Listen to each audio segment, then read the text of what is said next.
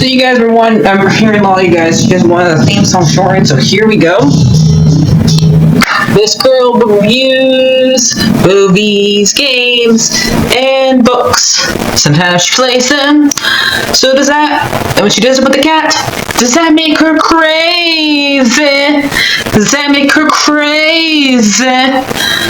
Probably.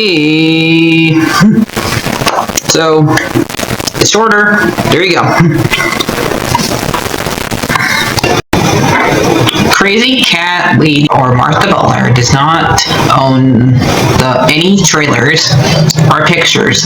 I use them under fair educational for and entertainment purpose. Blade, it's like it's all they did. Well, those years ago. See? No, I don't want to do any more of it. Hi everyone, Martha here. So I finally finished, because it's this season has 38 episodes. So I finally finished this season, and one thing I did not like is when it changed its theme song, because I get used to theme songs, but the new song is fine. I did not like the fact that they hinted who was going to join the crew, so it kind of spoiled what was going to happen in this at the end of the season. So this is Crocodile Sing season. So a lot of deserts in this season. Remind me of when Jack Sparrow was in the Davy Jones locker. Remind me a lot of that, since he's in a desert during that scene. So they're helping Vivi take over back her home from Crocodile, and we do see each character does get to fight their own character besides Luffy. So I did like that each one of them got their own adversary. So Zoro ends up getting number 1, while Nani gets Thick Finger, I think her name is, while Sanji gets number 2, but number 2 ends up kind of being on their side for a bit, because they run across each other before they fight when they're on the boat, and Sanji's the only one that none of them see. That Crocodile doesn't see, that none of them see, so Sanji's able to maneuver around everybody and be like their secret agent. So since both of them have to do with fighting their legs, that's how those two do a good job. And Mr. 2 is able to put it against the fact that since Sanji has a weakness of liking girls, he put it up against his facts. But his weakness is that he cannot fight while he's in another form. And number 1 cannot turn any steel, so Zoro had to figure out how to break steel. And with Thick Finger, Nani figures out that she can use Usa made her like a weapon that can make elements and stuff like that into a weapon, since she can't fight as well as Sanji, Luffy, and Zoro, and Chopper. And Chopper and Usa end up fighting number 4 and Mrs. What's her name? Something Day, because that's all the girls end up having like a day in their name. Mrs. Merry Christmas, which can turn into a badger or a mole or some type of gopher. And the way number 4 works, that he has a big cannon and he has a dog that turned into cannons, and Luffy ends up fighting Crocodile.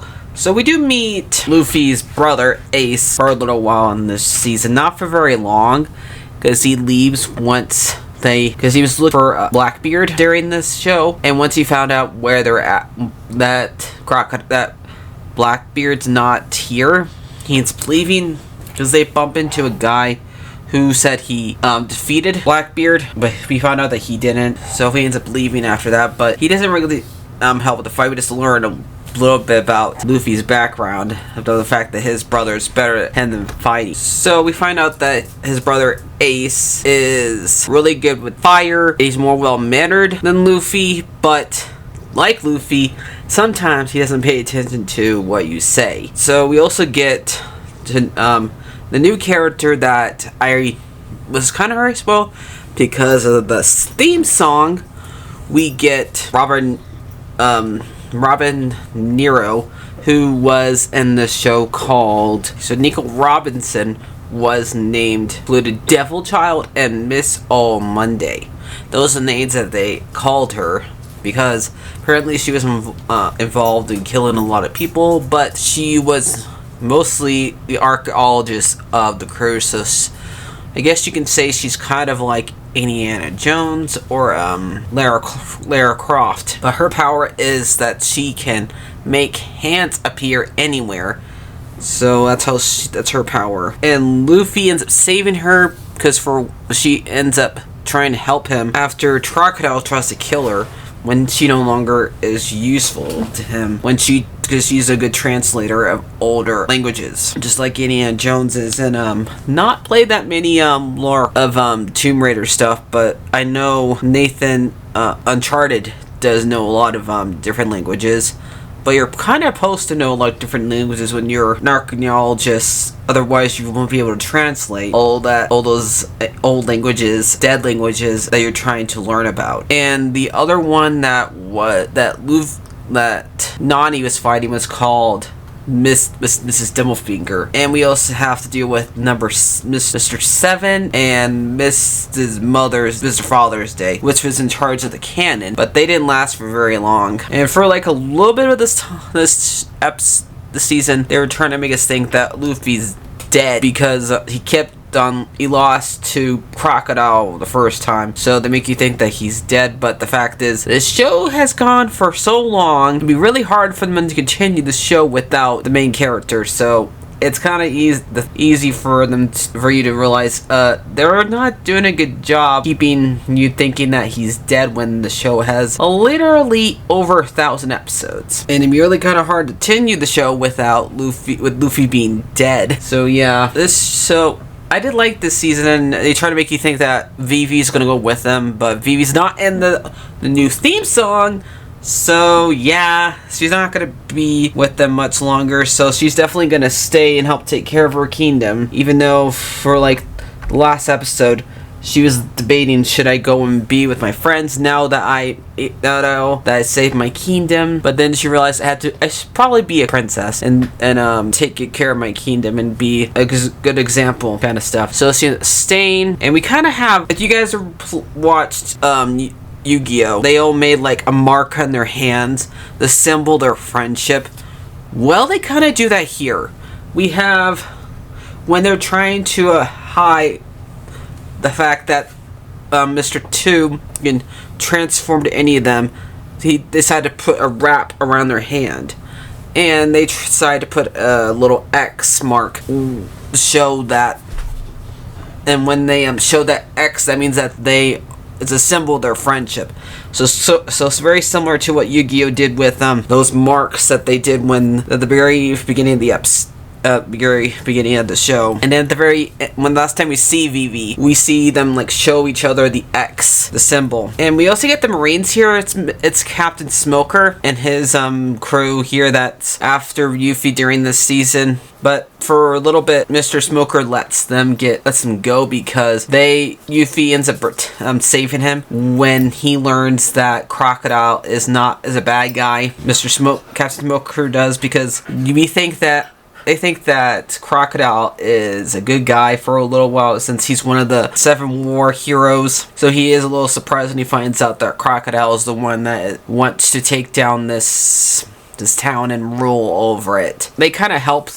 He gets the Marines to help Yuffie take down Crocodile, but not fight against a Crocodile unless they really not fight against Yuffie unless they really have to. As a thank you for this, but they're both Zoro and Yuffie's bounty goes up after this, and we don't get to see posters of the other crew, but we do see a poster of Zoro, but not the other ones. So I did like this season. It was really good. It was funny a couple times. I just really hope the next time they change the theme song is that they don't hint whoever is joining the crew. Because I hate when a show does that. I hate when people do that to me, but I hate it even more when a show hints at it. No surprises, apparently. Besides that, I would probably give this season like a 9 out of 10. I did like it. Can't wait for me to watch season 5. And I guess I'm still cannot wait for the live action show to show up, because unlike a lot of other live action shows when they're adapting other shows, they usually screw it up, but the live action one of this one didn't really screw it up. Only thing I did not really like about it is two things, is that they didn't have them Sanji smoking that very much, and they didn't have Usa didn't have a long nose, but those are like minor nitpicks. I can totally understand why they didn't have him smoking, because nowadays smoking is frowned upon. So yeah, but I like it when they have